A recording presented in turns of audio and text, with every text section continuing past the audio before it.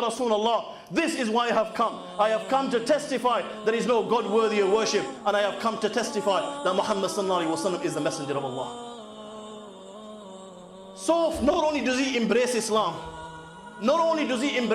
so firm, and there are so many lessons here that you and I can learn, especially in this day and age, in these testing times. Not only does he declare La ilaha illallah, so firm on Islam, so firm, that Sayyidina Ali radiallahu ta'ala anhu, who was known for his valor and courage, he himself relates, ما علمت أحدا من المهاجرين إلا هاجر مختفيا إلا Umar ibn al Khattab. He relates, everyone from amongst the muhajirin, when the time came, when Allah gave them permission to migrate from Makkah al-Mukarramah to Madinah al-Munawwara, أذن للذين يقاتلون بأنهم ظلموا, as a result of the persecution of the kuffar and the polytheists of Makkah, they were given permission to migrate from Makkah to Medina. He says everyone from amongst the muhajirin, when the time came for them to migrate, they migrated secretly and quietly and without letting anyone know, fearing the calamity that may befall them and the torture and the punishment that they may receive on behalf of the kuffar and the polytheists of Makkah. He says everyone did this except for one man, and that one man was none other than Umar Farooq radiallahu ta'ala anhu. That when the time came for Umar to migrate from Makkah to Madinah al-Munawwara, my friends, look at the pressure he may have been under.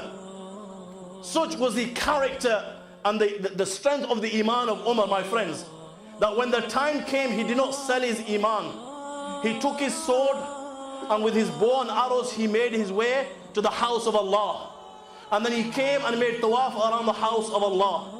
And after having made tawaf around the house of Allah, he offered 2 rakats behind Maqami Ibrahim. And after offering 2 rakats behind Maqami Ibrahim, the kuffar was sitting in their majlises and in their gatherings with their leaders and their chiefs. He went to every gathering, and he addressed them thus. He said to them, whoever wants his children to become orphans, whoever wants his wife to become a widow, and whoever does not mind his mother lamenting him, then Umar is about to migrate to Makkah. Let it not be that you say afterwards that I didn't tell you. Come and meet me outside this valley. I'm waiting for you here. He did this with every gathering and every chief. All alone, not one stood up and took up the challenge of Sayyidina Umar Farooq radiallahu ta'ala anhu. Such was the love that he had for Allah and his Rasul sallallahu alaihi wasallam, that on one occasion, when Nabi Kareem sallallahu alaihi wasallam was separated from the Azwaj Mutahharat, the mother of the believers, and this false rumor had spread in Medina that Nabi Kareem sallallahu alaihi wasallam has divorced the Azwaj Mutahharat. As soon as Umar heard this, he came rushing to Rasulullah sallallahu alaihi wasallam. Why? Because the daughter of Umar, Sayyidina Hafsa radiallahu ta'ala anha, was the wife of Rasulullah. So he came rushing to Rasulullah sallallahu alaihi wasallam, and he asked for permission to enter. Now on normal occasions, wherever there was the messenger of Allah with him, you would always find either Abu Bakr, Umar, Uthman and Ali. They didn't even need permission to enter the gatherings of Rasulullah. Now this was the first time where Umar is asking for permission, and permission is not being given to him. So this thought crosses his mind, that maybe Rasulullah sallallahu alaihi wasallam thinks that Umar has come today to plead on behalf of Hafsa and to make sifarish and intercede on behalf of Hafsa. So he says to our beloved Prophet Muhammad sallallahu alaihi wasallam, O Messenger of Allah, I swear by the one who has sent me, I have not come to you to intercede or plead on behalf of Hafsa. O Messenger of Allah, my love for you is such that if you were to just indicate, I would behead Hafsa with my own hands and her head would be at your feet. This was the love that he had for Rasulullah sallallahu alaihi wasallam, more love than his own flesh and blood.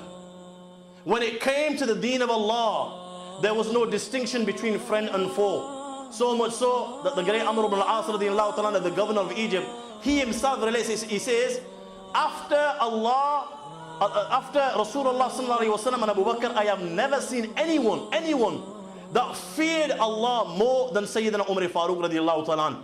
And then he relates this incident, explaining, the fear Sayyidina Umar Farooq radiallahu ta'ala had for Allah. He says, I was in Egypt in my residence one day, and I received the news that the sons of Umar have come as mujahids to Egypt.